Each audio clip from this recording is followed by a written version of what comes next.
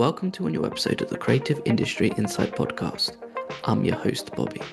Today, we welcome production designer Grace Yoon, who joins us to talk about their work on season 2 of Beef.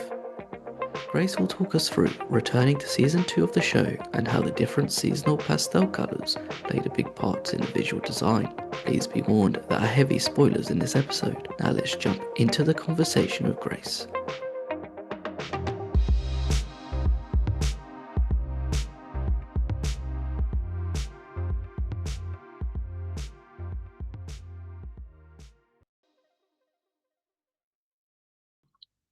Hi Grace, thank you for joining me today. Hi, my pleasure. Thank you for having me. We're here to talk about Beef Season 2, which has recently come out on Netflix. I think before we jump into the nitty-gritty of it all, how have you found the reception to the second season? Oh, I think mostly positive, and I think the best kind of reach out for me is when like old art department people come out of the woodwork and they reach out and say something that they watched it back to back, and that they loved the show and understood the design. I think that for me feels really great. And sometimes I'm like, oh, okay, like people not just outside the industry, people in my own department and profession can notice those details. So that always feels great.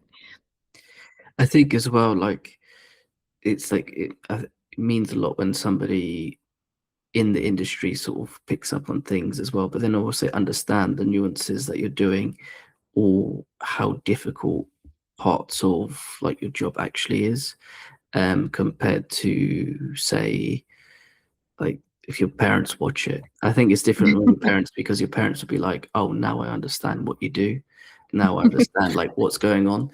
It's a bit different for me because like I work in transport, so you don't see any of that on the screen. So, like it's even harder to explain. It's like, so how did you get actors there? It's like, oh, my drivers took them. Where are your drivers? They're not supposed to be on screen. So so that's like a big thing. And then yeah, so with sorry, it went on a tangent there, but with people who old work colleagues reaching out, I think it's probably like a nice little surprise if they do watch credits and then they see your name pop up as well, because then you'd be like, yeah, I've got their contact details, I can reach out, or you can ask them sort of design questions, or it's like, how did you manage to get like the grass so green in these scenes?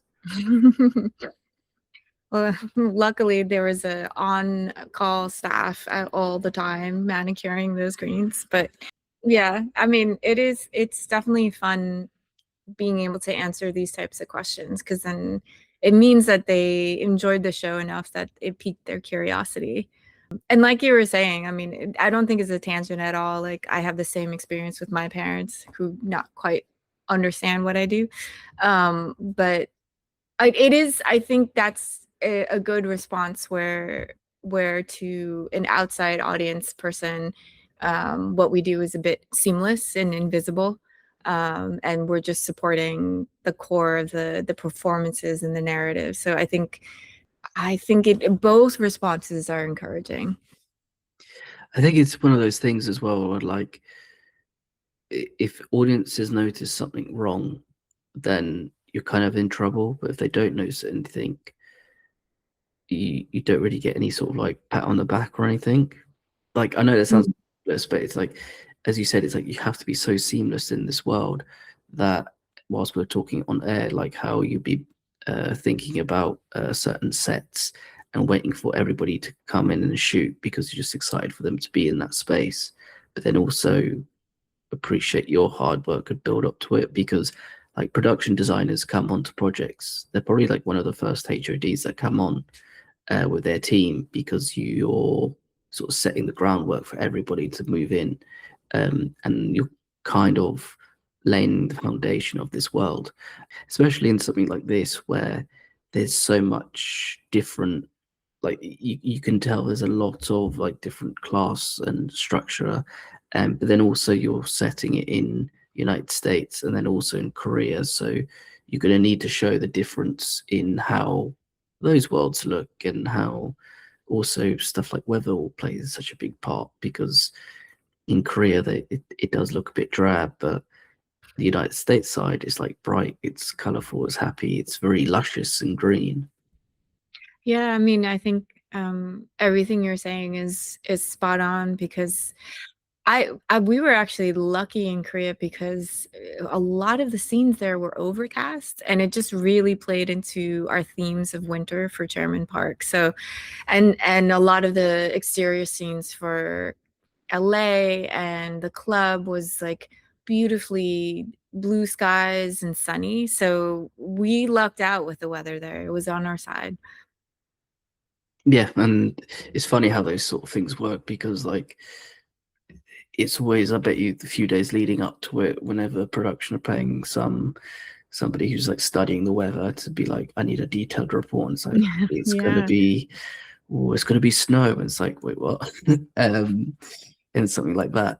But also with the like the second season of Beef, because you're set in a golf club, and you've got those extra like the tennis courts, and sort of it feels like there's like a really good mix of like the old sort of trying to keep the old money whilst they're having new money customers come in. How did you go about thinking about those designs, especially when they're in certain meetings and in those sort of rooms where, you know, it does have that forever sort of summer look, but then also it feels slightly dated at the same time? Yeah, I mean, that was one of the bigger design challenges for the country club. I think we wanted the base layer of traditions to be in there. And I think the architecture for the builds, a lot of that was drawn from the locations we ended up shooting at. A lot of the arches, a lot of the plaster, wash walls, the height of the ceilings, things like that. And then for the decoration, we chose a lot of furniture that had traditional styles and shapes. So the form of it was grounded in some more like European traditional design, and then the upholstery and those things, we just wanted to use some fresher, ever summer, vacation pastel colors with mix of florals and velvets, of course, and different kind of woven patterns and tassels. Tassels was one of the things our set decorator Kelly Jo Tinney and I were kind of obsessed with. We had like a whole wall in our office area, just different types of tassels. And for us, we thought that the character Lindsay was also in love with tassels, and she just wanted to add on that extra maximalist detail to most of the furnishings in there. So you can see like even the pillows have tassels.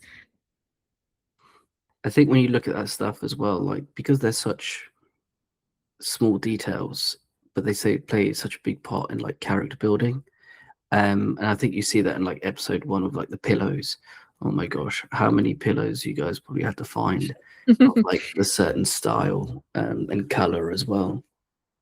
We made a lot of those pillows. We had sourced that once we had our fabrics picked out. We bought like bolts of fabric and had all these pillow cushions covered, made to cover a whole, probably like a good chunk of that was fabrics that we had specifically chosen out for Lindsay, and the rest was supplemented with bought pillows. I will say the like shit covered pillow, that was a bought pillow. We one of our buyers expertly threw that into the mix, and I immediately grabbed it and said like, yeah, this kind of looks like poop. I think it will do. Yep. But I still, again, really cool that you managed to sort of create the pillows yourself. I guess it's like you don't need to worry so much about clearing them, because they're basically made for the show, and they're very, very design specific. But then also, as you said, if you have the fabric, you could probably play around with like different shapes and sizes of pillows. Like if it would actually be like a pillow that somebody will sleep on, or if it's a decorative pillow, or I'm not sure what other sort of style of pillows they are, so you have to forgive Mhm. me. But then sort of play with that sort of idea as well. And I guess with like colors, you will have to be very specific early on what you want. And I guess that probably plays a part in everything that you do later on as well, in terms of like maybe having that same color pop up somewhere else later on in the show. Yeah, I think the color stories for our main hero spaces, really the couple spaces, like Josh and Lindsay, had like this fall color palette. Ashley Austin had a spring color palette. The club had a summer color palette, and Chairman Park and Seoul had like a wintry, like icy blue color palette. So it was nice to be able to assign those palettes early on, because then, working with the set decorator, working with our costume designer, Olga Mill, and our, property master, even our picture card coordinator, like we were able to keep in mind, that palette for each character. And luckily, somehow it wasn't a huge mess when the worlds collided, and it still managed to seem it was part of this larger world. But that was definitely an instrumental thing to do early on, just as a guide for all the departments. And I think as well, like when those worlds collide, there are things like I think you see that in the I think it's episode 4 when they're in the hospital and how everything slightly becomes quite muted and just a bit, I wouldn't say hellish, but it feels like maybe hellish is the right word, but it just It is, I like think. Yeah. you just don't like, no, this is not where you want to be. I'm glad you're saying that, because that was the goal. That was the mood of it. Like Sunny wrote that episode just ripped from his own experience, and how hellish the experience of the hospital was. We wanted to honor the Ashley Austin palette of spring, but then bring it into like this darker, like ominous tone. Like let's be honest, hospitals aren't the best places. No. And like yeah, and I can imagine that there's just, you could see this has like, it feels a bit like a hint of like David Lynch in it as well, in Oh, like nice. I think I'd say like the design and color scheme, but then also like the random characters that pop up where you Right. just Yeah. like, no, this is not cool. Like, Yeah. get me ASAP. Yeah, even the character, the background, the key background was something that was quite important to Sunny, just in terms of the casting. And we had references for that too, of the old man and the like overly tan woman. That was something that our costume designer Olga Mill, like the three of us, had discussed early on. Mm. And when you have a discussion with other departments, because if you're there quite early and they've set that sort of tone of spring tone, summer tone, and sort of winter tone as well, how do you go about discussing that with the costume department, but then also makeup and cinematography? Are there things that they bring in, like, because you don't want colors to clash, like somebody like your wallpaper for example is going to be pink, but you don't want the golf club staff to be wearing pink, they'll have to go for something slightly different so they can stand out as well.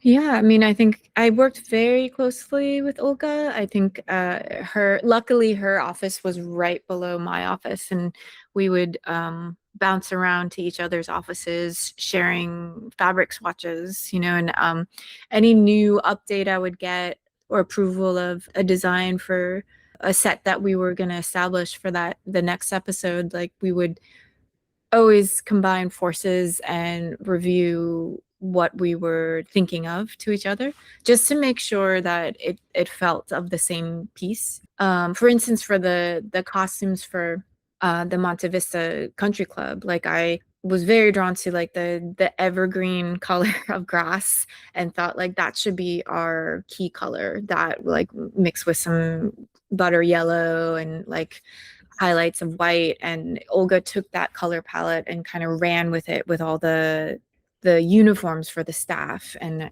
there was instances like that. And then also in like the members, like when we were that scene in the banquet hall when Lindsay is having a conversation with Ava and the other women, like them being the like floral on floral patterns was deliberate. You know, they're in florals, the couch is floral, so they're kind of in like this overly heightened kind of garden of, I don't know what, I think I was thinking about Diana Vreeland's like home of, she called it the Garden of Hell, but ours is just pastel in this case. So that feeling for Lindsay as she's watching them all lined up on that couch is something we wanted to evoke.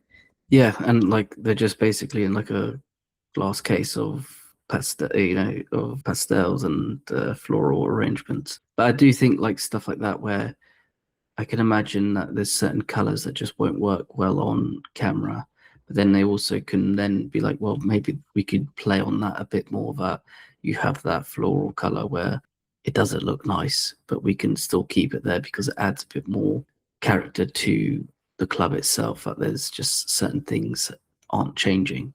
Yeah, we did a camera test with different color swatches, paint swatches, wallpapers, fabric, patterns, and colors.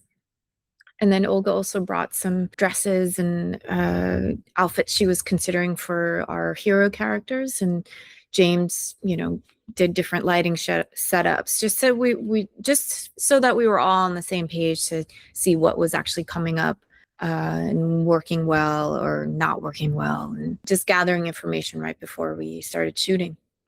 I think it shows as well just the sort of yin and yang of everybody's sort of work together, like, and how it sort of complements one another, especially on something like this where, yeah, the color does pop and it's beautiful. What I'm curious to know is about as well, because you were like, we talked about like Ashley and Austin with the spring element of their sort of life, but then also there's a lot of like mismatching with, at first with their outfit costumes, but then also when you look at where they live, it's very sort of darkly lit and the furniture is a bit of a mismatch. How do you go about thinking about those sort of ideas? Because obviously in the script it's probably written that they're sort of down in their luck a bit financially and stuff sort of gets revealed over in the first episode. But as a designer, where do you begin with thinking of ideas and coming up with ideas of how their sort of living arrangement would look? I think I try to see, I dig into a lot of their character history, and, you know, I see if what Sunny's thoughts are in that, you know, like where Ashley and Austin came from and what was important to them back then and what they're still sentimental about, you know, and what they, and their aspirations as well. So I think the approach for their home space, we wanted it to feel like you know, it's not a new space, newly renovated. It's a space that is very lived in and broken down a bit and has retro features to it. But the feeling that we wanted to convey is that they still made the best of it. They were excited to move in together and in their honeymoon, you know, romance haze, and like collected things, you know, like I think that was the approach, that they're not going to any furniture store to buy the entire set. They're acquiring things on the way when they can, and usually it might be, especially for Austin, just like an instant, like an impulse buy, you know, or an impulse pickup. We even thought of the, you know, the backstory of like they found this, you know, lawn chair out on the street and then they're using it as their chair for their dining table. So just a lot of thinking in that regard, but while keeping things in palette. So we did end up reupholstering some pieces and painting pieces, and yeah, manipulating some of the furniture that we collected and found.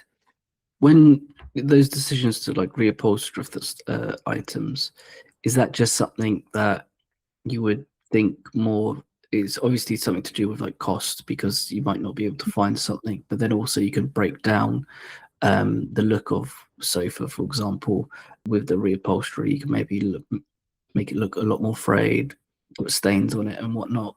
But when you do reupholster it, like how much more do you think about color and the fabric that you want to use for it? Oh, it becomes very, very specific at that point because then I have the opportunity to control it and to choose. So it's always a blessing when we're able to do that given the time and resources. So like sometimes you get really lucky and you find that like one piece that brings it all together and it's already exists and it's fantastic. Other times you anchor, you can find a piece of dressing that becomes like the emotional anchor of a set, and then so all the other things need to fit in a way that just kind of elevates the key mood and palette that we're going for. So being able to manipulate and tweak is such a joy and definitely a privilege too, because not every project can afford to do something like that. I guess as well, like once you have that centerpiece, then you could maybe build around it of ideas, knowing that if this, for example, sofa is going to be here, then we can maybe play on it, or even like the bedside tables are going to look a specific way. So then the bed, we need to make sure the bed might not match, for example, as well. And you can play around with how that's going to look, or we can scuff a bit of it as well and create a story there. I know we're slightly pressed for time, so I have one final question, and this is, I guess, it's a mixture of like the collaboration between yourself and actors, and also the showrunners and directors. But once you have your set built and all ready for the crew to shoot in, are there any times that you do walkthroughs of actors to sort of show how they are and their living space, and how they would know that in certain drawers there'll be the knives and forks, or they'll have pens in another drawer, or is it a case that that's something that you don't have time to do and they sort of figure out on the day?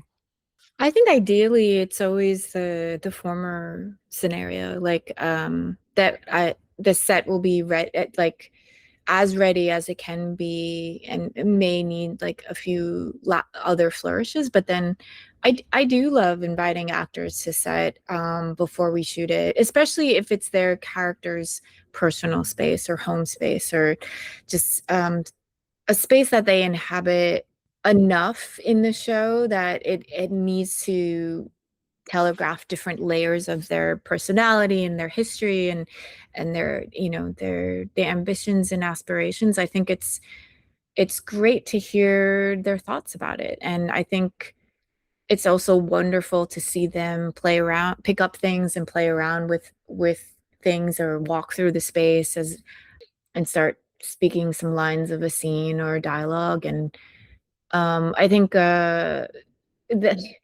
in Josh's ADU, we procured like a vintage Moog for rental there, and he immediately just started tinkering around and playing with it and coming up with his own melodies, because Oscar is a musician himself, but he was enjoying like getting into that process of settling into his space.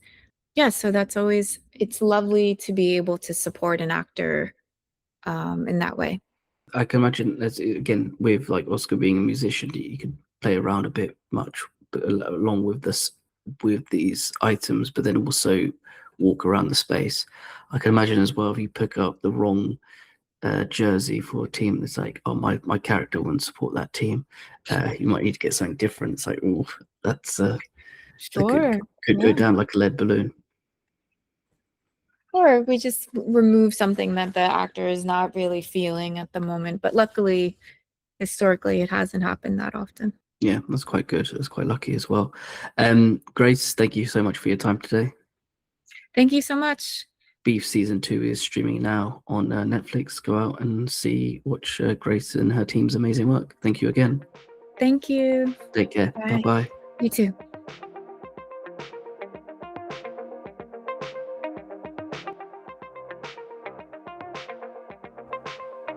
Thank you for listening. Please subscribe, rate, and review this podcast.